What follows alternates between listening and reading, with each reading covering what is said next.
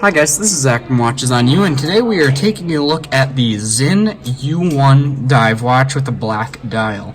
So, this watch is one of the most kind of famous and popular mid-level luxury dive watches, and it's made by Sinn in Germany.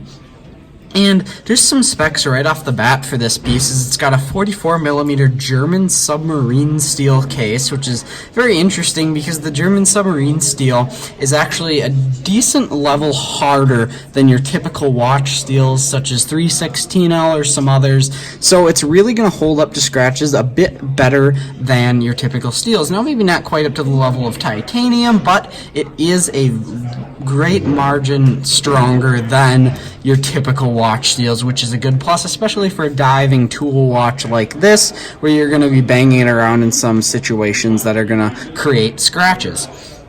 So now this watch also has a 1,000-meter water resistance, which is absolutely incredible and is very, very good for a dive watch. It's exceptional because typical professional dive watches such as the Rolex Submariner, the Omega Seamaster, those are all 300-meter watches and are also many times the price of this piece, which comes in new at around $2,000, but here at JB Hudson, they lent us this piece for the review.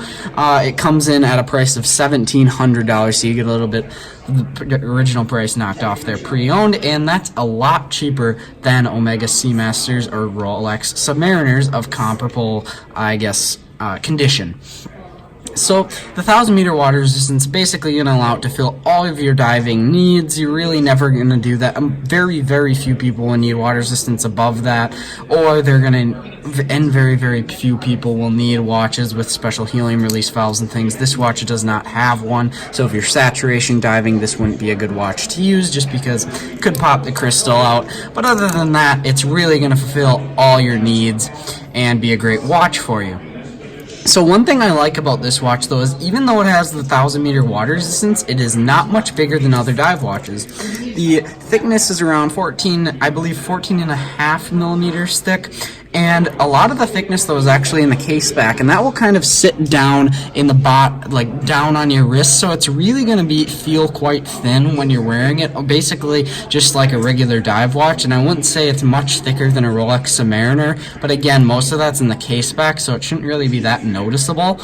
So again, you get the nice depth without having to compromise on size. So now let's go to the dial.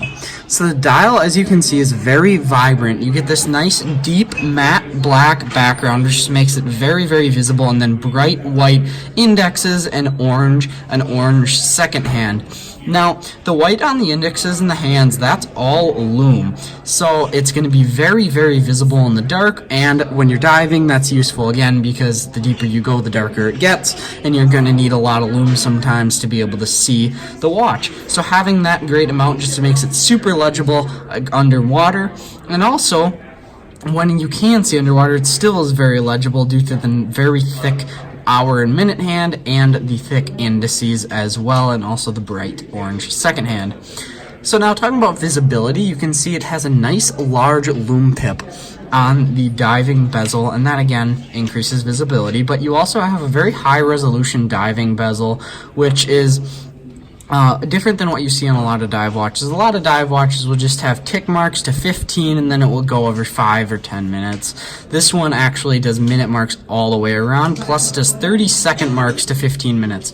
I don't know why you'd ever need a 30-second mark, but they give it to you if you want it, and I personally think it gives it a cool look having those marks there. So now let's actually demonstrate the action of the bezel.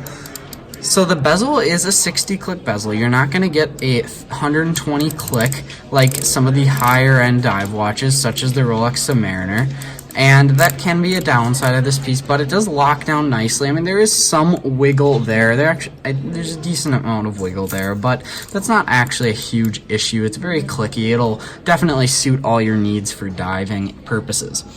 So the movement in this piece now is the Sellita SW200 movement, which is essentially the ATA 2824, and that movement's very robust, very reliable, easily serviceable, which is a great feature to have in movement. However, it does only have a 38-hour power reserve, which is lackluster in my opinion. I think that watches should have a 48-hour power reserve, just because I think 2 days is a great margin. So if you don't want to wear the watch for a weekend or something, actually I think you would wear this watch on a weekend just because to a watch, but it's just a nice thing to have where you can not wear a different watch or something for 2 days and come back and it can still have some power reserve left. But now let's do a wrist shot.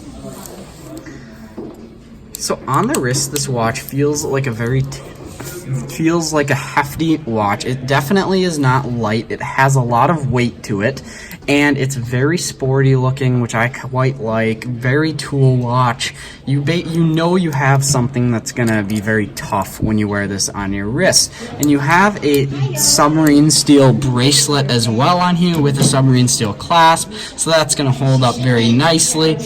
And everything just feels like it's really put together quite well. The clasp, I mean, the one thing I will say about the clasp, I wish they did some thicker metal there. This just seems kind of a more generic, it honestly kind of reminds me of the generic Seiko clasps. I think they could have done a little bit better, being this is a $2,000 watch, but still it has a lot of features that watches above its price point don't, so I think that's fine. You do, however, get a diver's extension, which is very nice for fitting over a wetsuit or when you are diving in the ocean. So overall, just this watch is very, very well built, tough. Now the one thing I will say is I wish they did some more finishing aspects of this, as it's really all sandblasted steel, and I wish they would have maybe done some polishing somewhere, some brushing, just to kind of bring it up a bit, because for $2,000 on if I'm spending $2,000 on a watch, I kind of want to see a little bit more finishing than this piece has. And that's not saying that the bead blasting is bad quality. It's great quality bead blast, but I wish they did a little bit more with the finishing on this piece than they did. So once again, I'd like to remind you that JB Hudson lent us this piece for the review. It's here now, pre-owned at JB Hudson Jewelers. We'll be leaving a link in the description to their website, as well as our channel's Amazon store, where we have our favorite straps, lower-end watches, and watch tools for sale on there. It's an Amazon store. And I'd just like to thank you guys for watching this video. Remember to like, subscribe, and share. Thanks.